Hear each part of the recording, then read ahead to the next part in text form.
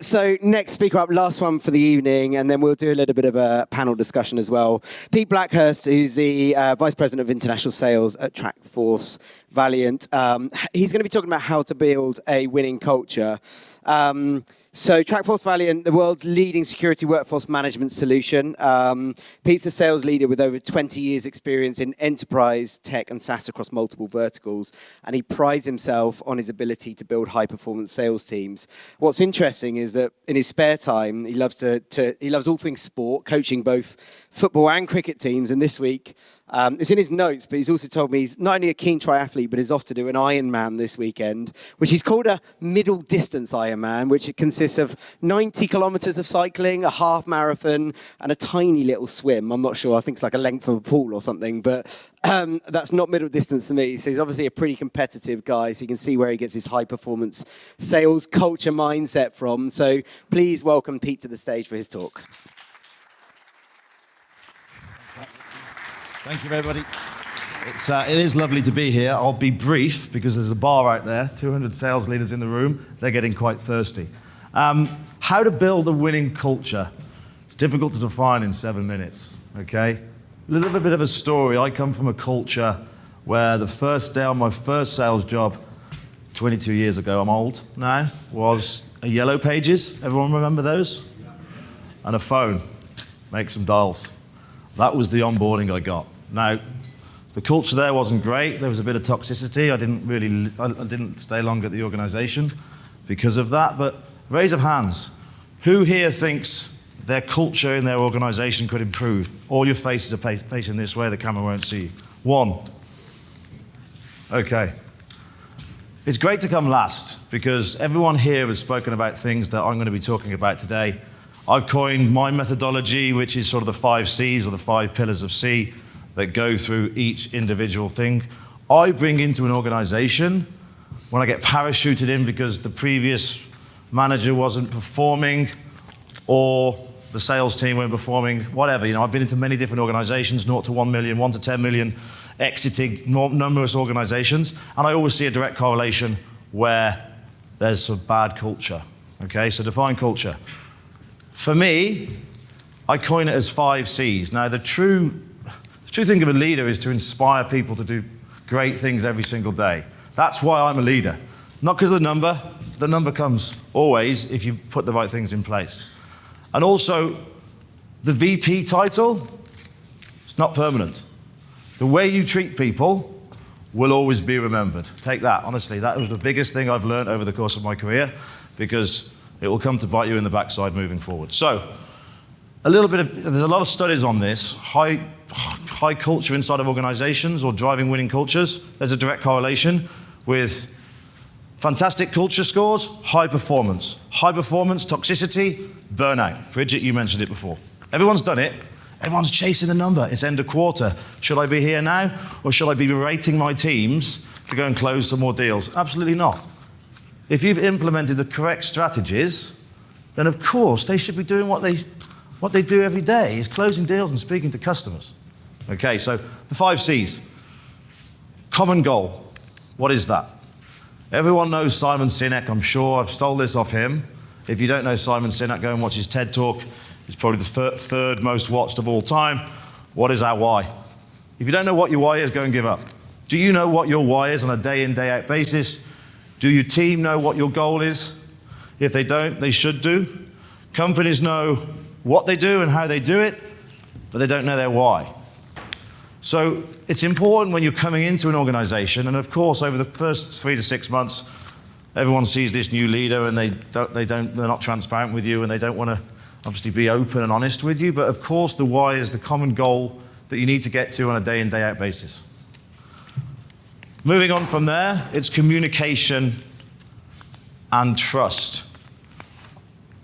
It doesn't take one person to change the culture inside of an organization.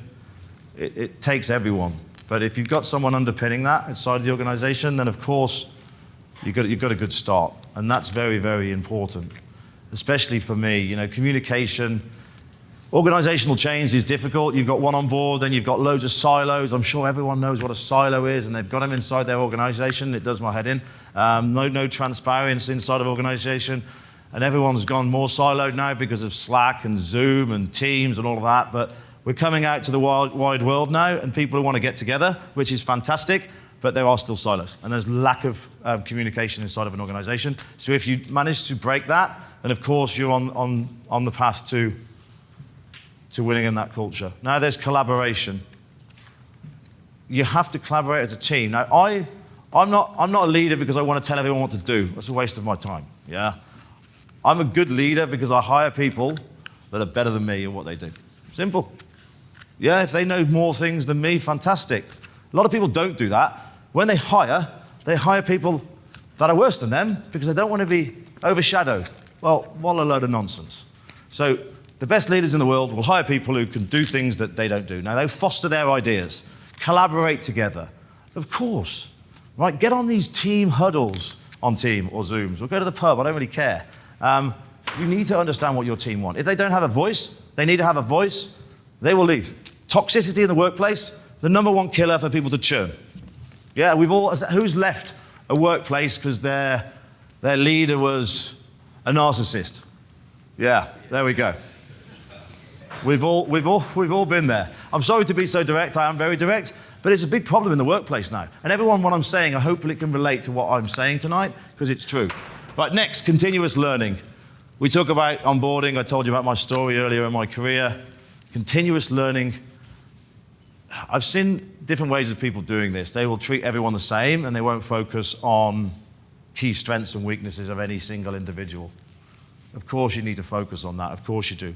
But at the same, you need to promote team learning at the same time. And it's not, here's a weekly one-on-one. I'm just going to put an hour-long call in your diary to waste loads of time, because that's what everyone does day in, day out. Have a good agenda, and put the agenda in there and focus on where they want to get to from now until the future. Not what their number is or how they didn't hit it or their performance. Of course, you're going to go through that. You've got your dashboard set up in Salesforce. But really focus on that person, what they want to do. Continuous learning as a team, again, a number big thing about how you drive a winning culture. If you're not speaking together, then how are you going to drive that culture across that team? And the last but not least is competition. And I don't mean competition with your competitors. I mean competition internally. Now, this is a difficult one, because we've all got A players inside of our organizations who are great. Some think they're better than others, and some are just a real pain in the backside. We all know them, yeah, and they're great, and they bring a lot of revenue. But to be cutthroat here, do you keep them inside the organization? In my opinion, no. Because they don't want to share. They want to be competitive, and they want to be the number one, but they don't want to help the C and B players to get up to an A player. So for me, they go out, and you foster the idea that you have everyone together collaborating. You bring C players in and B players in, and you get them together with the A players. The A players want to share. Of course, the A player then goes up to a manager, and then is a natural manager. The worst is you just put an A player who's never managed before into a... And that's the effect that I have. There we go.